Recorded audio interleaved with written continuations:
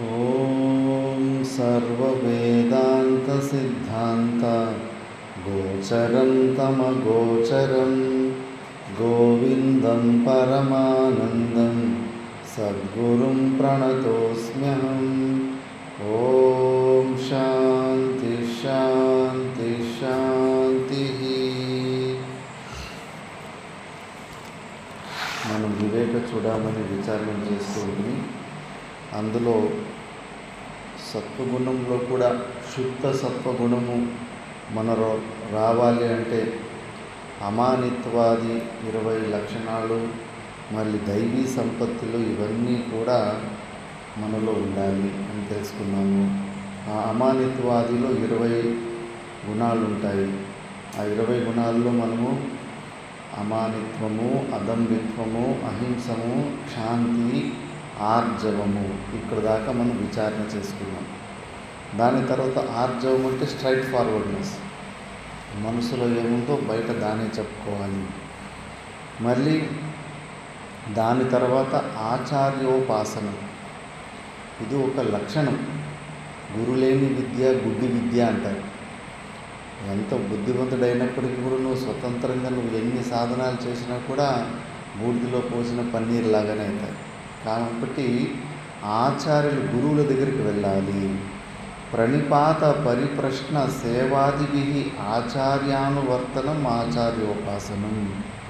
జీవితంలో ఏ రోజు గురువు దొరుకుతాడో, గురువు దొరికి ఈ మోక్ష మార్గంలో ఉపదేశం మనకు దొరుకుతుందో ఆ రోజే మన జీవితంలో టర్నింగ్ పాయింట్. ముందుకోపనిషత్తులో కూడా అందుకే దీన్నే మళ్ళీ ఒత్తి చెప్తారు. సా గురుమేవ అభిగచ్చేత్ శ్రోత్రియం బ్రహ్మనిష్టమం ఏవకారం. గురువుల దగ్గరికే పోవాలని ఉపదేశం తీసుకోవడానికి అని చెప్పేసి. అందుకే ఇది కూడా గురువుల్ని ఆశ్రయించి విద్యని పొందాలి, ఉపదేశాన్ని పొందాలనేది కూడా ఒక లక్షణం, అది గుణం. చాలామందికి అహంకారం ఎక్కువ ఉన్నోళ్ళకి ఇంకోరి దగ్గర తల వంచడానికి కష్టంగా ఉంటుంది. అంతా వాళ్ళు పుస్తకాలు చదువుకొని అక్కడ ఇక్కడ కొద్దిగా వినేసి ఎవరికి వాళ్ళే గురువులని ఫీల్ అయిపోతూ ఉంటారు. అది ఫలీభూతం కాదు. ఆచార్యదేవ విద్యా సాధిష్టం భవతి, ఆచార్యవాన్ వేదో పురుష అని ఉపనిషత్తులే చెప్తుంటాయి. ఆచార్యం నుంచి వచ్చిన విద్యనే నీకు ఫలీభూతము, అదే నీకు పనిచేస్తుంది. నీకెంత తెలివితేటలు ఉన్నా కూడా నీకు ఆ విద్య మళ్ళీ పనిచేయదు అని చెప్పేసి ఆ గుణం ఉండాలి. మళ్ళీ దాని తర్వాత ఆచార్యోపాసన తర్వాత శౌచం గురించి వస్తుంది. బాహ్యమలానాం మృచ్చలాభ్యాం అంతర్మలానాం రాగాదీనాం మైత్ర్యాది వాసనయ విషయదోష దర్శనాభ్యాసేన చ ప్రక్షాళనయ బహిరంతశ్చ శుచిత్వం. శౌచం అంటే ఏంటి? అంతర్బహిశ్చ, బయట లోపల రెండు క్లీన్గానే పెట్టుకోవాలి. బయట ఎట్లా క్లీన్గా పెట్టుకోవాలి? శరీరాన్ని కానీ, మనమున్న రూముని కానీ, ఉన్న ఆశ్రమని కానీ. బాహ్యమలానాం మృత్ జలాభ్యాం అంతర్మలానాం. బయట అంటే మట్టితోటి చేతులు కాళ్ళు మూత్ర విసర్జన చేసి వచ్చిన తర్వాత చేతిని మట్టితోటి కడుక్కోవాలి. మట్టి స్థానంలో సోపును కూడా అనుకోవచ్చు. సోపు తత్వం కూడా మట్టి తత్వమే కాబట్టి అట్లా చేసుకోవాలి. మల విసర్జన చేస్తే స్నానం, కట్టుకున్న బట్టలతో పాటు స్నానం చేసుకోవాలి. ఎందుకంటే బ్యాక్టీరియాలు బయటకు వస్తూ ఉంటాయి. కాబట్టి ఇలా బాహ్య శౌచం. మనము మన రూము, మనం కట్టుకున్న రూమును చూసి మన మనసు ఎలా ఉంటుందో చెప్పేస్తారు. మేము మా గురుగారి దగ్గర చదివేటప్పుడు ఆయన చాలా చెక్ చేసేవారు. టేబుల్ మీద అక్కడ ఇక్కడ వేలు పెట్టి ఇట్లా దుమ్ము చూసేది. దుమ్ము కనిపించిందంటే కన్నా మీ మనసు కూడా ఇంత గలీజ్గానే ఉంటుంది అని చెప్పేసి ఇంకా ఆయన భయానికి అంతా ఊడ్చేసి వాకులెనక మూలకు నూకేస్తాను. ఆయన కరెక్ట్గా లోపలికి వచ్చే వాకులెనకే చూసేవాడు. నీ మనసు ఇదే చూడు. నువ్వు బయట వాళ్ళకు నువ్వు నీట్గా ఉన్నావని చూపించుకోవాలనుకుంటున్నావు, కానీ లోపల మాత్రం ఇంతే గలీజ్గా ఉంది నీ మనసు. నువ్వు ఉంటున్న వాతావరణం నీ మనసును చూపిస్తూ ఉంటుంది అని చెప్పేసి. అందుకే అంతర్బహిశ్చ, మళ్ళీ లోపల ఉన్న మలినాన్ని రాగ ద్వేష కామ క్రోధ లోభాలు ఈ వీటిని కూడా కడుక్కోవాలి. వీటిని ఎట్లా మైత్రాది వాసన, మంచి గుణాలు. ఎవరు దేని మీదన్నా ద్వేషం ఉంటే కానీ వాళ్ళ దగ్గర స్నేహాత్ ద్వేషం అతి తేజ. అలా విపరీత భావనలు చేసుకొని మనలో లోపల అంతఃకరణ శుద్ధిని చేసుకుంటూ ఉండాలి. ఇలా చేసుకుంటే శౌచస్య ఫలం కిం, అలా శౌచము, అన్నిసార్లు స్నానాలు, అన్నిసార్లు మూత్రం పోయినప్పుడంతా కాళ్ళు కడుక్కోవడాలు, చేతులు కడుక్కోవడాలు ఇవన్నీ చేస్తూ ఉంటే ఏం ఫలం అంటే స్వ అంగ ప్రతి జిగుప్స. మన శరీరం మీదనే జిగుప్స పుడుతుందంట. ఏంద్రనైనా ఈ శరీరం ఎంత గడుక్కున్నా కూడా ఎక్కడో ఒక పాయింట్లో అంత గలీజు వస్తూనే ఉంటుంది. ఎండాకాలం అయితే శరీరం అంతా చెమటలు అన్ని చోట్ల వస్తూ ఉంటాయి. ఎన్నిసార్లు స్నానం చేసినా మళ్ళీ అంతే గొప్ప పడుతూ ఉంటుంది. మన ఈ శరీరం మీదనే వైరాగ్యం వస్తుంది. ఎంత పెద్ద లాభం చూడండి శౌచం ఆచరిస్తే. అట్లే మడ్డిగా అట్లా అలవాటు చేసుకోతే కానీ పంది బురదలో పరుగినట్ల అట్లే అలవాటు అయిపోతుంది, వైరాగ్యం రాదు. అదే ఈ శౌచాన్ని అలా మనం పాటిస్తే కొన్ని రోజులు స్నానం చేసే అలవాట్లు బలవంతంగా నేర్పిస్తే మళ్ళీ స్వయంగా మనమే కొద్దిగా చెమట పడితే కూడా ఊరికే ఉండలేము, తొందరగా పోయి స్నానం చేయాలనిపిస్తూ ఉంటుంది. ఇది శౌచం ఫలం. ఊరికే మనకు ఇబ్బంది పెట్టాలని గురువులు శాస్త్రం చెప్పలేదు శౌచం గురించి. శౌచాన్ని ఆచరిస్తే మనకు వైరాగ్యం పడుతుంది. ఈ శరీరం మీద మనకు విరక్తి పుడుతుంది. ఏమి శరీరం ఎంత కడుక్కున్నా మళ్ళీ గలీజ్ అవుతుంది అని చెప్పేసి. మళ్ళీ పరైహి అసంసర్గ, స్వ అంగ ప్రతి జిగుప్స పరైహి అసంసర్గ. మళ్ళీ ఇంకెవరిని తాకాలనిపించదు. ఎందుకంటే తెలిసిపోతుంది మనిషి శరీరంలో ఎక్కడ ముట్టుకున్నా కూడా అంత బ్యాక్టీరియాలే ఇవే ఉన్నాయని చెప్పేసి. ఎండాకాలం అయితే అరచేతిలో కూడా చెమటలు వస్తాయి. ఎవరన్నా అరచేతిలో డైరెక్ట్గా వడ్డిస్తున్నారంటే కన్నా ముందుగానే అయ్యో ఆయన చేతిలో ఉన్న బ్యాక్టీరియాలంతా రొట్టెలోకి వచ్చేసి ఉంటాయి అని అక్కడ అసహ్య ఇది అయిపోతుంది. వైరాగ్యం పుడుతుంది కదా. శౌచాన్ని బాగా ఆచరిస్తే ఈ ఫలం ఉంటుంది అని. మళ్ళీ నెక్స్ట్ వచ్చేసి స్థైర్యం అంటే స్థిరత. ముక్తి సాధన ప్రవృత్తస్య విఘ్న సంభవేపి తద్ అపరిత్యాగేన పునః యత్నాధిక్యం. ఇది స్థిరత ఉండాలి, ఓపిక ఉండాలి, స్థిరంగా సాధన చేసుకుంటూ ఉండాలి. ఏ సాధన చేసుకున్నప్పుడు స్టార్టింగ్లో అసలు మనసుకు ఇంట్రెస్టే పుట్టదు, బోరు కొట్టేస్తుంది. జపం చేస్తూ ఉంటే కూడా కొన్ని రోజులు చేయడానికి ఇంట్రెస్ట్ ఉంటుంది, మళ్ళీ మనసుకు బోరు కొట్టేస్తుంది. పారాయణం చేస్తూ ఉంటే కొన్ని రోజులు చేయడానికి ఇంట్రెస్ట్ వస్తుంది, మళ్ళీ బోరు కొట్టేస్తుంది. ప్రతి పనుల్లో కూడా మనసుకు బోరు కొట్టేస్తూ ఉంటుంది. అప్పుడు స్థిరతాన్ని వదిలిపెట్టేసి మళ్ళీ వేరే చోటుకు పోవాలనో వేరే ఆశ్రమాలకు పోవాలనో ఏమేమో బుర్రలు అన్నీ వస్తూ ఉంటాయి. ఒక్క చోటు కూడా స్థిరంగా ఉండలేకపోతారు. ఈ కాలంలో అయితే నేను చూస్తున్నాను 2 నెలలు కూడా కుదురుగా ఒక చోట కూర్చోలేకపోతుంటారు. అంత చంచల బుద్ధి ఉంది ఇప్పుడు కాలంలో. ముందు కాలంలో 10 సంవత్సరాలు 12, 20 సంవత్సరాలు ఒకే గురువు దగ్గరే ఉన్న స్టోరీలు ఉన్నాయి. మా గురుగారు కానీ వాళ్ళ గురుగారు కానీ వాళ్ళంతా వాళ్ళ గురువుల దగ్గర ఉన్న ఎన్ని సంవత్సరాలు అంటే చాలా ఎక్కువ సమయం ఉన్నారు. ఇప్పుడు కాలంలో 2-3 నెలలు కూడా ఒక చోట కుదురుగా ఉండలేకపోతారు. విపరీతమైన చంచలత్వం, స్థిరత లేదు. అందుకే కబీర్ దాస్ అంటాడు, మన్ జాయతో జానేదో, మనసు అక్కడ ఎక్కడ పోతా ఉన్నట్టుగా పోనీ తను పోతో రూపో. ఈ శరీరాన్ని మాత్రం ఒక చోట గట్టిగా ఒక చోట స్థిరంగా ఉంచు. మనసు ఎంత అమెరికాకి పోయినా కూడా నువ్వు కూర్చుని కూడా మళ్ళీ వాపస్ అక్కడికే రావాలి. అందుకే ఫస్ట్ కొన్ని రోజులు సంకల్పం చేసుకొని, పెద్ద సంకల్పాలు కాకుండా కనీసం 1 సంవత్సరం వరకు నేను కదలకుండా కోసం ఒకే చోటే ఉండాలి అని నిర్ణయం తీసుకోవాలి. స్థిరంగా ఉండే అలవాట్లు చేసుకోవాలి. ఊరికి అటు ఇటు తిరుగుతూ ఉంటే ఏమీ సాధన జరగదు. శ్రవణ మన నిధిధ్యాసనాలు స్థిరంగా ఉంటేనే పూర్తి అవుతాయి. ఇప్పుడు ఏదైనా ఒక పుస్తకం స్టార్ట్ అయిందనుకో, వివేక చూడాలని అనుకో, దాని స్టార్టింగ్లో కొన్ని శ్లోకాలు వినేసి మధ్యలో వదిలిపెట్టి వెళ్ళిపోతే నీకు పూర్తిగా జ్ఞానం లేదు. ఏదైనా ఒక గ్రంథం స్టార్టింగ్ నుంచి ఎండింగ్ వరకు పూర్తిగా వింటే దానికి మూతి ఎక్కడ తోక ఎక్కడని తెలుస్తుంది. అట్లా మధ్యలోనే మరి ఒక గ్రంథం పూర్తి కావాలంటే మినిమం 6 నెలలు 1 సంవత్సరం పడుతుంది. అంత సమయం ఉన్న ఒక చోట కుదురుగా ఉండాలి కదా. కుదురుగా ఉంటే స్థిరంగా ఉంటే అప్పుడు ఏదైనా సాధన జరుగుతుంది. దాన్ని ముక్తి సాధన ప్రవృత్తిస్తే విఘ్న సంభవేపి. విఘ్నాలు ఎన్నో వస్తూ ఉంటాయి. శ్రేయాంసి బహు విఘ్నాలు. మంచి కార్యాలు చేస్తున్నప్పుడు విఘ్నాలు భయంకరంగా వస్తూ ఉంటాయి. ఎన్ని రకాలు కావాలి అన్ని రకాలు వస్తూ ఉంటాయి. దేవతలే డిస్టర్బ్ చేస్తారు.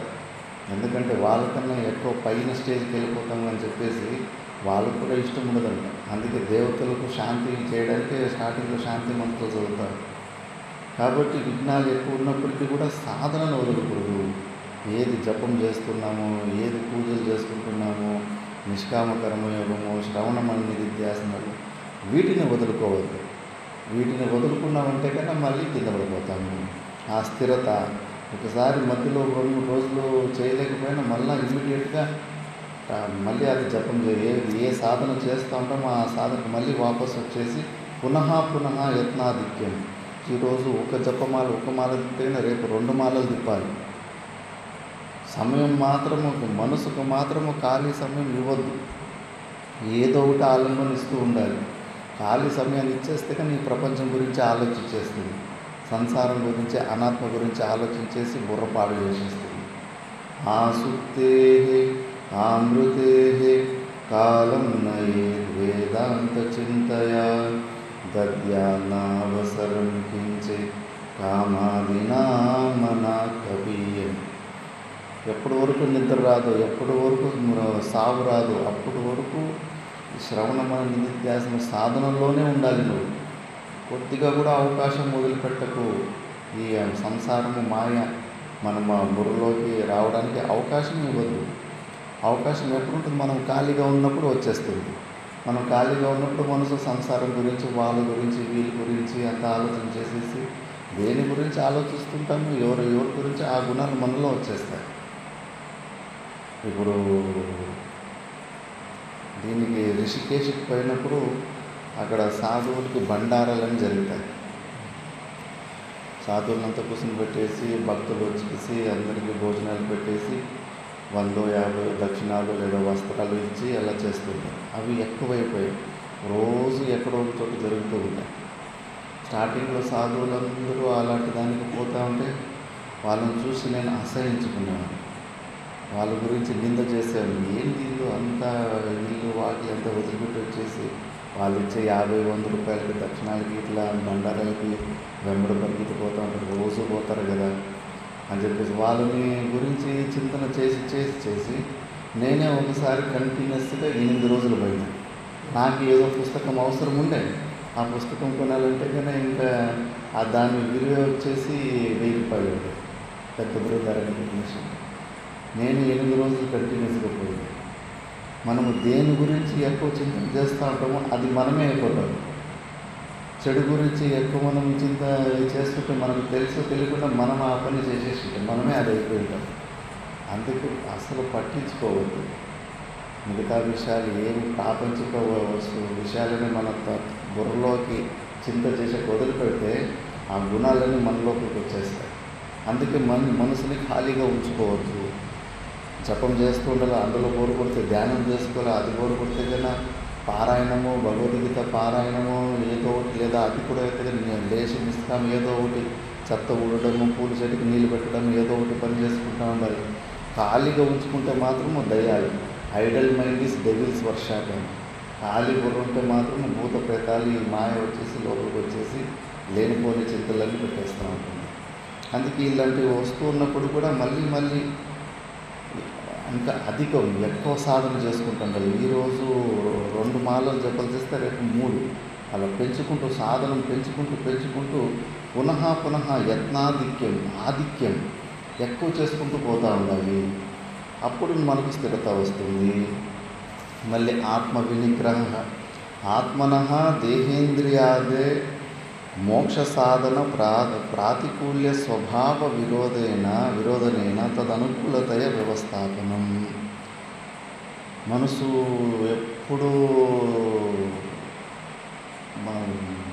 విషయాలలోనే ఉండి అలవాటున్న మనసు ఒక్కసారి మనము మొత్తం పరమాత్మని వైపు చింతనలోకి పెట్టాలంటే కానీ అది ఉండదు. మళ్ళీ బయట విషయాలకు పోతూ ఉంటుంది. అది ఎన్నిసార్లు పోతూ ఉంటే అన్నిసార్లు మళ్ళా తిరిగి వచ్చేసి విషయాల్లో ఉంటే కానీ విషయాల్లో దోష దర్శనాలు చూస్తూ ఉండాలి. ఆ విషయంలో సుఖం లేదన్న విషయం మనసుకు మంచిగా యుక్తుల ద్వారా చూపిస్తూ ఉండాలి. ఇప్పుడు పెరుగు చూడడానికి బాగానే తినడానికి ఉంటుంది, అది మైక్రోస్కోప్లో చూస్తే కనుక పురుగులు కనిపిస్తూ ఉంటుంది. అట్లా మళ్ళీ దోషాలు మైక్రోస్కోప్లో చూసిన తర్వాత ఆ పెరుగును మనం తినలేము. అట్లా విషయాల్లో మనం దోషాలు చూపిస్తే కన్నా మనసు మళ్ళీ అక్కడ పోదు. దానివల్ల వచ్చే డేంజర్ ఏమని చూపిస్తే కన్నా అట్లా విషయాల నుంచి మనసుని బుద్ధిలో లయం చేసి బుద్ధిని పరమాత్మ వైపు తిప్పుకుంటూ ఉండాలి. దీన్ని ఆత్మ వినిగ్రహ అంటారు. వాళ్ళ ఇంద్రియార్థేషు శబ్దస్పర్శ రూపాదిషు దృష్టాను శ్రవికేషు వైరాగ్యం ఉండాలి. జ్ఞానము ఎంత పని చేస్తుందని నీకు ఉన్న వైరాగ్యాన్ని బట్టి కొలతలు వేసేస్తారు. నీకు రోజు ఇంకా వేదాంత జ్ఞానం రోజుకు రోజు ఎక్కువైతా ఉందంటే నీలో ఉన్న వైరాగ్యం ఎక్కువ అవ్వాలి. అలా కాకుండా నీకు ఇంకా భోగ సాధనలు ఎక్కువైతున్నాయంటే కన్నా నీకు ఇంకా జ్ఞానం వంటపడలేదు. ఎందుకంటే వైరాగ్యం కనిపిస్తలేదు. వైరాగ్యం కనిపిస్తూ ఉంటేనే నీకు జ్ఞానము అంటింది అని అర్థము. ఈ వైరాగ్యం ఉండాలి. మళ్ళీ అనహంకార, అహమేవ సర్వోత్కృష్ట ఇది గర్వరాహిత్యం. అహంకారం ఉండకూడదు. నేనే అందరికన్నా గొప్పని అనే ఫీలింగ్, ఏదో ఒక విషయం నేను వాళ్ళకన్నా నేనే గొప్పననే ఫీలింగ్ వస్తూ ఉంటుంది. అలా అహంకారం లేకుండా ఉండే గుణం మనకు ఉండాలి. ఏ విషయంలో కూడా అహంకారం రావద్దు. ఆ పరమాత్మని శివాజ్ఞ లేనిది చీమైన కుట్టదు అంటారు. ప్రతి ఒక్కటి కూడా ఆ పరమాత్మని ఒక శక్తితోనే నడుస్తూ ఉంది. ఊరికి అనవసరంగా నేను చేశాను, నేను సంపాదించాను, నాది, నేను అని గొప్పగా ఫీల్ అయిపోతూ ఉంటారు. ఆ అహంకారం ఉంటే కన్నా మనకు మోక్షం దొరకదు. అందుకే అహంకార రాహిత్యంగా ఉండాలి. మళ్ళీ జన్మ మృత్యు జరా ఇది గర్భవాస యోని ద్వారా నిస్సరణం జన్మ మృత్యు సర్వమర్మ ఛేదన రూప జరా బుద్ధిబల తేజో నాశ సర్వ పరిభవ రూప వ్యాధయో జ్వరాదయ దుఃఖాని అనిష్ట సంయోగ ఇష్ట వియోగ జన్య అన్య ఆధ్యాత్మికాదీని దోషాస్తు వాతపిత్త శ్లేష్మణ మలమూత్ర దుర్గంధ రూపాశ్చ తేషాం అనుదర్శనం పునః ఆలోచనం. ఇది చేస్తూ ఉండాలి. ఏంటి నెక్స్ట్ అంటే జన్మ మృత్యు జరా వ్యాధి దుఃఖ దోషాను దర్శనం. మనం మర్చిపోతాం.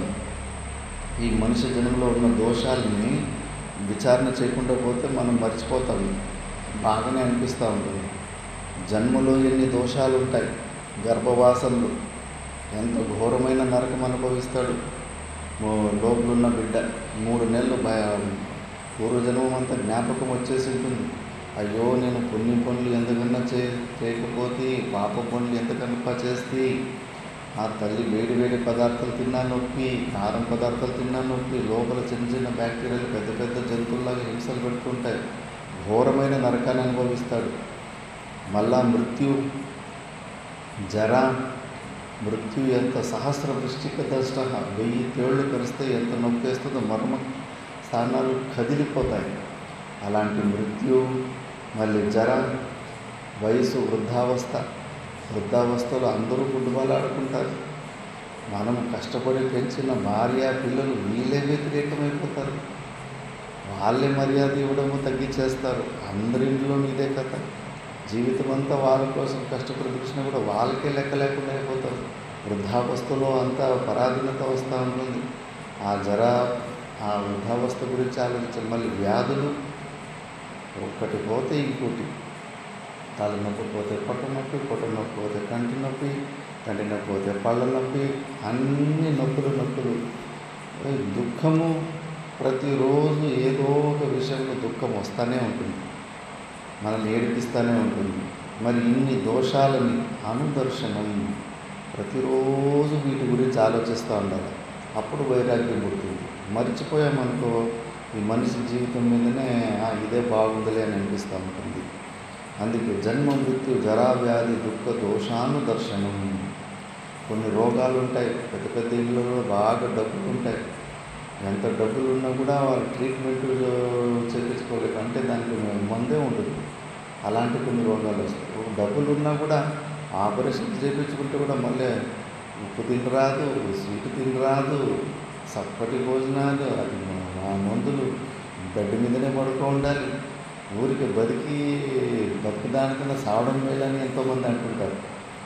కాబట్టి ఈ దోషాలు ప్రతిరోజు చూసుకుంటూ ఉండాలి. చూసుకుంటూ ఉంటే మనకు వైరాగ్యం వస్తుంది. మళ్ళా దాని తర్వాత ఆసక్తి, పుత్రాదిషు ప్రీతి త్యాగ.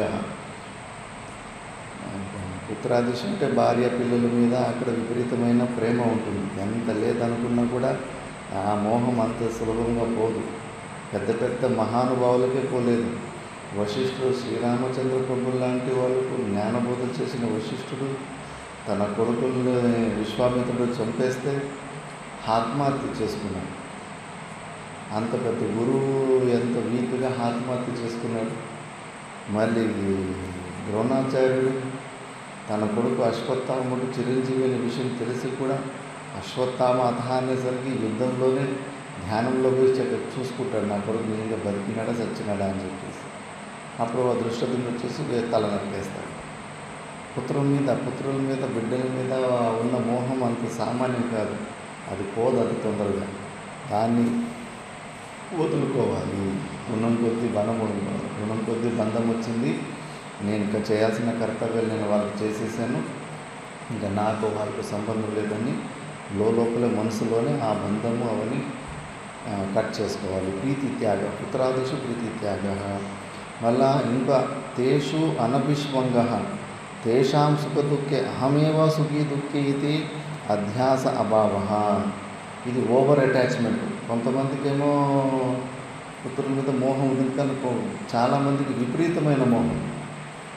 కొడుకుకి ఏదైనా చిన్న యాక్సిడెంట్ అయిందని వార్త వింటేనే వీళ్ళకి తండ్రికి హార్ట్ అటాక్ వచ్చేసింది, లేకపోతే ప్రాణమే కోల్పోతారు.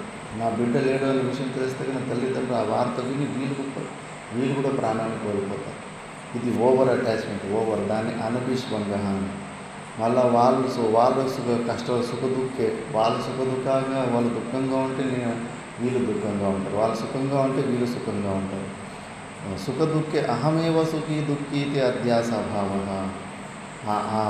ఓవర్ అటాచ్మెంట్ కూడా ఉండకూడదు పిల్లల మీద. ఇవన్నీ ఉంటే కన్నా మనకు జ్ఞానం అంటుకోదు. మళ్ళీ దాని తర్వాత నిత్యంచ సమచిత్తత్వం ఇష్టానిష్టోపపత్తిషు. ఇష్ట అనిష్టయో ఉపపత్తిషు ప్రాప్తిషు నిత్యం సర్వదా సమచిత్తత్వం హర్ష విషాద శూన్యత్వం. మనకి ఎన్నోసార్లు ఒకసారి ఏదో కష్టపడుతూ ఉంటాము, పొలం పనులు ఏదో చేస్తుంటాము. ఒకసారి పంటల్లో రేట్లు రావచ్చు, ఒకసారి రాకపోవచ్చు, ఒకసారి బిజినెస్లో లాభాలు రావచ్చు, ఒకసారి లాస్ రావచ్చు. మనకు లాస్ అయినప్పుడు కానీ, మనకు ఎక్కువ సంపత్తి వచ్చినప్పుడు కానీ ఎప్పుడూ ఒకేలాగానే ఉండాలి. ఏదైనా పెద్ద సంపత్తి వచ్చినప్పుడు విపరీతంగా హర్ష ఉల్లాసంగా ఎగరడము, చూపించుకోవడం, దంబాచరం చేయడము, మళ్ళీ మన నుంచి పోగొట్టుకున్న తర్వాత విపరీతమైన డిప్రెషన్లోకి వెళ్ళిపోవడము, దుఃఖంలోకి వెళ్ళిపోవడము. ఇలా కాకుండా సమచిత్తత్వం, హర్ష విషాద శూన్యత్వం, న్యూట్రల్గా ఉండే అలవాట్లు నేర్చుకోవాలి. ప్రపంచంలో మన స్వరూపం కన్నా ఏది ఇంపార్టెంట్ అయిన విషయం లేనే లేదు. అయ్యో అది నా నుంచి దూరమైందని, అది నాకు దొరకలేదని, ఏదో వచ్చిందని, ఏది వచ్చినా ఏది మనకు పోయినా ఏమీ నష్టం లేదు. మనమే సచ్చిదానంద స్వరూపమైన పరమాత్ముడైన సత్యమైన వస్తువు మనలోనే ఉన్నాడు. అదొకటి సత్యమైన వస్తువు తప్పితే ప్రపంచంలో ఏది ఒరిజినల్ అంత ప్లాస్టిక్ వస్తువులు లాంటివి. అలాంటి వస్తువుల గురించి ఎందుకు తలెత్తుకోవాలి? అది వస్తే ఎంత పోతే ఎంత. ప్లాస్టిక్ పేపర్లు చిన్న కాయలు చిన్నపిల్లలు ఆడుకుని డబ్బులు అనుకుంటారు. అవి నీకు కట్టలు తెచ్చిస్తే నీకేమైనా ఆనందం వస్తుందా? నీ నుంచి కట్టలు తీసుకుంటే నీకేమైనా దుఃఖం అవుతుంది. చిన్నపిల్లలు ఆడుకునే పేసం. ప్రపంచంలో ఉన్న వస్తువులు కూడా అలాంటివి అని చెప్పేసి అవి వచ్చినప్పుడు ఎక్కువ ఎగరద్దు, అది నీ దగ్గర పోయినప్పుడు నువ్వు ఎక్కువ బాధపడదు. హర్ష విషాదాలు లేకుండా నార్మల్గా ఉండాలి. మళ్ళా అనన్యయోగేన అప్రితక్ సమాధిన అహమేవ భగవాన్ వాసుదేవ ఇది నిశ్చయేన అతయేవ స్వాత్మభూతే మయి అవ్యభిచారిణి ఏకాంతికి భక్తి. ఇది ముఖ్యం. ఎప్పుడు సమచిత్తత్వం ఇష్టమయి చ అనన్యయోగేన భక్తిరవ్యభిచారిణి. భగవంతుని మీద వ్యభిచారం లేని భక్తి చేయాలి. వ్యభిచారం అంటే కాసేపు ఉండి కాసేపు లేకుండా అయిపోవడం, దాన్ని వ్యభిచారం అంటారు. మరి భక్తిలో వ్యభిచారం ఏంటి, అవ్యభిచారం అంటే ఏంటి అంటే కంటిన్యూస్గా ఏదైతే బ్రేక్ లేకుండా, గ్యాప్ లేకుండా ఏదైతే చేయగలుగుతామో దాన్ని అవ్యభిచారి భక్తి అంటాం. బ్రేకులు వచ్చినాయంటే కన్నా భక్తిలో అది నిజమైన భక్తి కాదు. మరి అలాంటి అవ్యభిచారి భక్తి, ఈ ఒక్క క్షణం కూడా పరమాత్మని మనం మర్చకుండా ఆయన భక్తిలోనే ఉండాలనుకుంటే మాత్రము నువ్వు పరమాత్మని యథార్థంగా తెలుసుకోవాలి.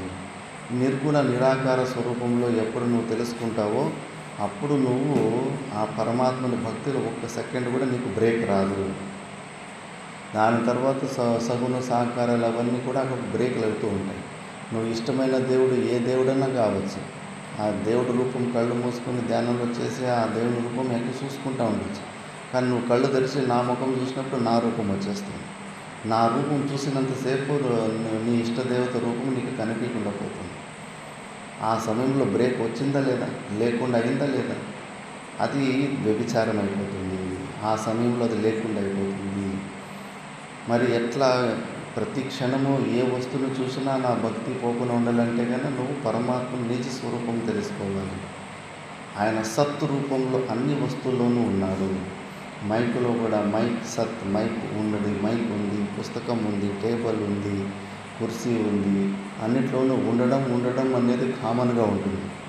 ఆ రూపంలో అన్ని వస్తువుల్లో కూడా ఆ పరమాత్మని చూసుకుంటూ ఉంటే, ఆ సామాన్య రూపంలో చూసుకుంటూ ఉంటే నువ్వు మైకును చూసినా పరమాత్మని చూసినట్టే, గోడను చూసినా పరమాత్మని చూసినట్టే, అణువులో కూడా పరమాత్మని మనం చూసుకుంటా ఉండొచ్చు.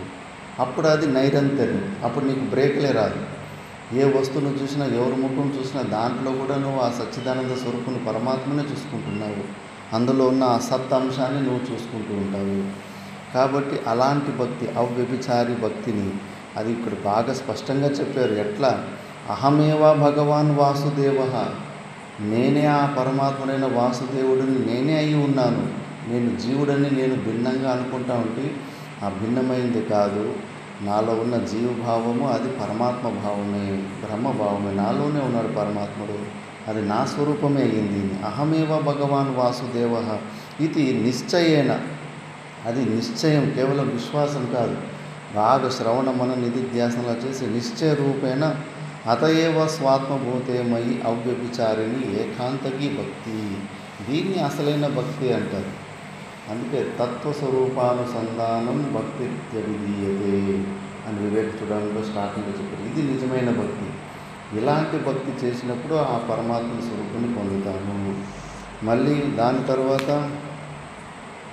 వివిక్త దేశ సేవిత్వం, సపరేట్ వివిక్త దేశం. వివిక్త అంటే ఏంటి? శుద్ధ చిత్త ప్రసాదక యో దేశ తత్సేవిత్వం. మనం సాధన చేసుకోవడానికి ఒక ప్లేసు ఇది చేసుకోవాలి. ఇప్పుడు 10 మంది సంసారంలో ఉన్న వాళ్ళు 10 మంది మధ్యలో ఉంటే వాళ్ళ బుద్ధులే మనకు వచ్చేస్తుంటాయి. వాళ్ళ దగ్గర ఏముంటాయి? అత్తాకోడళ్ళ గొడవలు, రాగద్వేషాలు, వీళ్ళ మీద నిందలు, వాళ్ళ మీద నిందలు, ఇవి తప్పితే కానీ ఇంకేం భగవంతుని గురించి మాట్లాడుకుంటూనే ఉండవు. అలా ఉన్నప్పుడు అలాంటి దేశం నీకు సాధనకు అనుకూలంగా ఉండదు. నీకు ఎలాంటి ప్రదేశంలో ఉండాలి? అక్కడ భగవంతుని గురించి, భగవంతున మోక్షం పొందే సాధనల గురించి అక్కడ చర్చ జరుగుతూ ఉండాలి.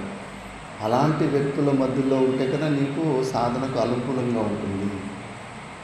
కాబట్టి శుద్ధ, వివిక్త అంటే శుద్ధ చిత్త ప్రసాదక, మన మనసుకు అనుకూలంగా ఉండాలి. మనకి ప్రపంచ విషయాలు మాట్లాడేలో ఎక్కువ ఉండకూడదు. మోక్షం గురించి మాట్లాడేలా ఉండాలి. అలాంటి వాళ్ళు ఫ్రెండ్షిప్గా ఉండాలి మనకు. ఆ ఫ్రెండ్షిప్ ఎక్కువ ఉన్నప్పుడు డిస్టర్బెన్స్ తక్కువ ఉండాలి. ఇప్పుడు వాళ్ళు మెజారిటీ ఎక్కువ అయిపోయిందనుకో, బహిర్ముఖులు, సాంసారిక విషయాలు మాట్లాడే వాళ్ళ సంఖ్య ఎక్కువైపోయిందనుకో, మూర్ఖుల సంఖ్య ఎక్కువైపోతే కన్నా ఒక మంచోడు ఉన్నా కూడా వీళ్ళని కూడా వాళ్ళ కలిపేసుకుంటారు. అదే వీళ్ళ మెజారిటీ ఎక్కువ, సాధు సత్పురుషుల మెజారిటీలు ఎక్కువ ఉంటుందనుకో, వాళ్ళ మధ్యలో ఉంటే కానీ వాళ్ళు కూడా సంసారాన్ని మొదలుపెట్టేసి వాళ్ళు కూడా భగవంతుని చిత్తంలోకి వచ్చేస్తారు. ఎప్పుడే కానీ చెడుకు ప్రభావము ఎక్కువ ఉంటుంది, మంచిని చెడు లాగేస్తుంటుంది ఎక్కువ. కాబట్టి జాగ్రత్తగా ఉండాలి. అలాంటి దేశాన్ని నువ్వు సెలెక్ట్ చేసుకోవాలి. మంచి ఆశ్రమము లేదా శ్రవణ అనేది ధ్యాసన ఉంటుందంటే అడవిల్లో, గుహల్లో, కొద్దిగా నీకు ఆకలి దొరికి సాధనని గెలిచినావంటే కానీ నీకు గంగోత్రి లాంటి పైన గుహల్లోకి వెళ్ళిపోవచ్చు. కానీ నీకు ఇంకా ఆకలి దొక్కుల సమస్యలు ఇంకా లేదు, అవి తినే ఆవశ్యకత ఉందంటే కనుక నీ గుహ ఎలాంటి చోటు ఉండాలంటే అక్కడి నుంచి ఎక్కడన్నా భిక్ష దొరికి అనుకూలంగా ఉండాలి. ఏదన్నా ఊరికి 2-3 కిలోమీటర్ల దూరంలోనో 20 కిలోమీటర్ల అడవిలో లోపల గుహ పెట్టుకున్నావు, తిండికి ఏమి వ్యవస్థ చేసుకోలేదంటే కానీ 20 కిలోమీటర్ల రోజులు భిక్షకు నడుచుకొని వస్తే కానీ నీ సమయం అంతా అందులో వెళ్ళిపోతుంది. అట్లా అనుకూలంగా చూసుకొని ఒక ప్లేస్ని సెలెక్ట్ చేసుకోవాలి. జనానాం వైషయికానాం సంసది రతి అభావః. ఈ జనులు వైషయికంలో అంటే సంసారం గురించి మాట్లాడే వాళ్ళు సహవాసం లేకుండా ఉండే ప్రదేశము వివిక్త దేశము. నువ్వు అడవిలో ఉంటే ఏమి అక్కడ సంసారం గురించి మాట్లాడే 2-3 దొరికినారంటే కానీ ఆయన సత్యనాశ. పూసేగాడిది వచ్చి మేసేగాడిని కూడా చెరిపేసి అన్నట్టు నువ్వు అడవిలో ఉన్నా కూడా వాళ్ళు నిన్ను జరిపేస్తారు. కాబట్టి నువ్వు సిటీ లోపల ఉన్నప్పటికీ కూడా నీ చుట్టుముట్టు కేవలం మోక్షం గురించి, మోక్ష సాధనల గురించి మాట్లాడేలాంటి సాధకులు ఉంటే అది నీకు వివిక్త దేశం. అది కాకుండా మిగతా ఈ వైషయికాన విషయాల గురించి, సంసార సుఖాల గురించి మాట్లాడుకునే ఒక సహవాసము ఎక్కువ చేయొద్దు. ఆత్మానం అధికృత్య ప్రవృత్తం ఆత్మానాత్మ వివేక జ్ఞానం అధ్యాత్మ జ్ఞానం తస్మిన్ నిత్యత్వం తత్ర ఏవ నిష్ఠ. నెక్స్ట్ వచ్చేసి అధ్యాత్మ జ్ఞాన నిత్యత్వం. ఈ అధ్యాత్మ అంటే ఆత్మ అంటే ఏమి, అనాత్మ అంటే ఏమి, ఇవన్నీ బాగా విచారణ చేసిన తర్వాత అందులోనే నిష్ఠ. జ్ఞానము కొద్దిగా శ్రవణం చేస్తూ ఉంటే మనం తెలుసుకుంటాం, కానీ ఆ జ్ఞానంలోనే నిష్ఠలో ఉండాలనుకుంటే మాత్రం చాలా కష్టం. చెబుతూ ఉంటాం, మండలం విషయంలో ఇంటి బయట కొన్ని చిలుకలు ఉన్నాయంట. ఆ చిలుకలు మొత్తం శాస్త్రం గురించి మొత్తం అంతా మాట్లాడుకుంటూ ఉంటాయి. కానీ పిల్లి వచ్చిన వాటిని పట్టుకున్నప్పుడు కీకి అంటే అప్పుడు తత్వమసి అనే మహావాక్యం, అహం బ్రహ్మాస్మి తత్వమసి అనే మాటలు చెప్తాము.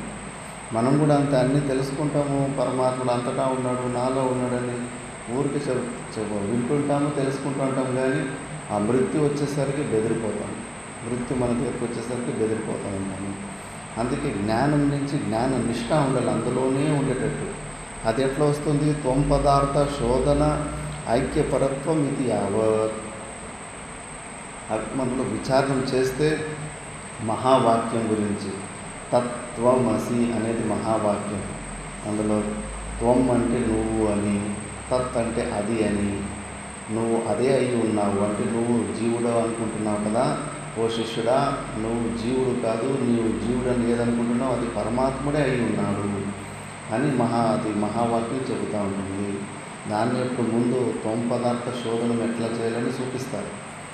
వాటి గురించి మంచిగా విచారణ చేసేసి ఆ జ్ఞాన నిష్టలో ఉండాలి మనము. పదార్థ వివేక పరస్య వాక్యార్థ జ్ఞాన అధిగమాత్ తత్వజ్ఞానస్య వాక్యార్థ జ్ఞాన రూపస్య యో అర్థః ఫలం మోక్షః తస్య దర్శనం ఆలోచనం తత్వజ్ఞాన ఫలాలోచనే హి తత్సాధనే ప్రవృత్తి స్యాద్ ఇది భావః. ఆ పరమాత్మని గురించి నువ్వు ఎప్పుడు శ్రవణ మనన నిధ్యాసనాల ద్వారా చింతన చేస్తే అప్పుడు నీ మనసు అటువైపు తిరగడము అలవాటు చేసుకుంటుంది. స్టార్టింగ్లో కొద్దిగా కష్టమైనప్పుడు కూడా బలవంతంగా కూడా వింటూ ఉండాలి. మిగతా అది దైవీ సంపత్తులు వస్తాయి, అవి మనము రేపు చూసుకుందాం. ఓం పూర్ణమదః పూర్ణమిదం పూర్ణాత్ పూర్ణముదచ్యతే పూర్ణస్య పూర్ణమాదాయ పూర్ణమేవావశిష్యతే.